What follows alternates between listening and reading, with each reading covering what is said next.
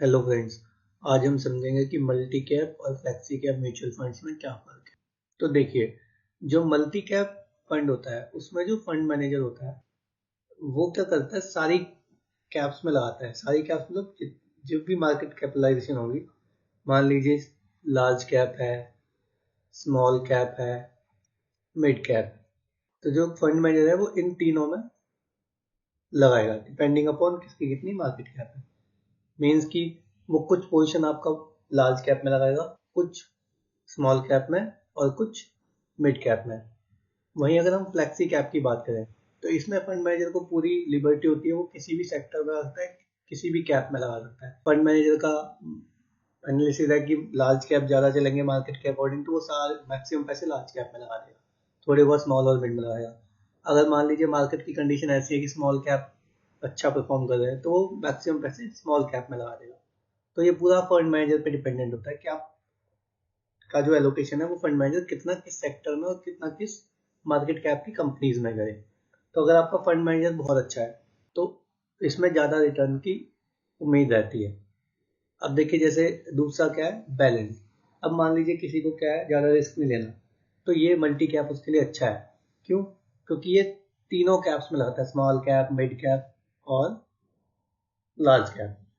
तो होता क्या है कि मान लीजिए कभी मार्केट में स्मॉल कैप चल रहे हैं, कभी मिड कैप चल रहे हैं, ठीक है, तो ये हर टाइम पे सही परफॉर्म करता है। वहीं अगर इसकी बात करें फ्लैक्सी कैप की, मान लीजिए फंड मैनेजर आपका ज़्यादा एफिशिएंट नहीं है, तो मान लीजिए अभी स्मॉल कैप चल रहे थे, उसने स्मॉल कैप में डाला दे, एकदम से सेक्टर रोटेशन या डायनेमिक मार्केट के चेंज हुए, लार्ज कैप चलने लगे, तो उसे फिर वहां से इसमें मूव करना पड़ेगा।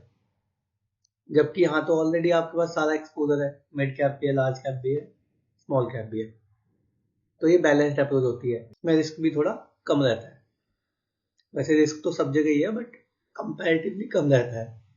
वहीं मल्टी कैप की बात करें तो इसमें जो फंड मैनेजर है उसे मिनिमम एलोकेशन 25 का लार्ज कैप में करना पड़ता है। 25 पोजिशन, फॉर एग्जाम्पल आपने 100 रुपये लगाए तो उसके 25 रुपीज वो लार्ज कैप में इन्वेस्ट करेगा, 25% स्मॉल कैप में करेगा और 25% मिड कैप में करेगा। मान लीजिए आपने 100 रुपये लगाए थे, तो इसमें से 25 रुपीज आपके लार्ज कैप में चले गए, 25 आपके स्मॉल कैप में चले गए और 25 आपके मिड कैप में चले गए।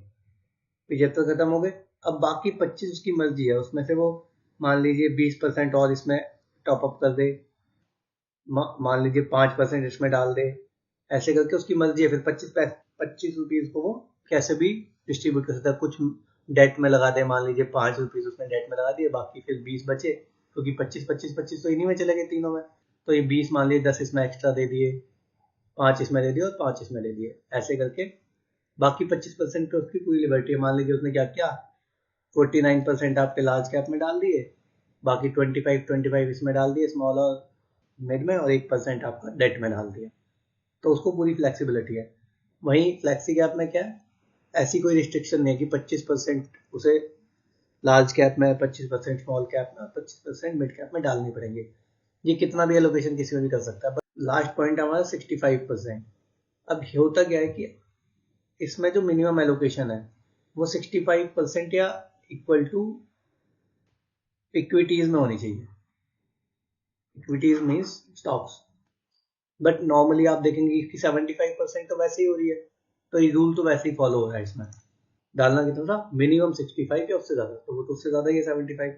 वहीं फ्लैक्सी कैप में क्या होता है, 65% इसमें भी आपको इक्विटी में डालना ही डालना है। अब इसमें क्या है, ये मिनिमम क्राइटेरिया। मान लीजिए उसने वो क्या कर सकता था, 50% डेट में लगा सकता था, उसे 50% डेट में डालने की परमिशन नहीं है।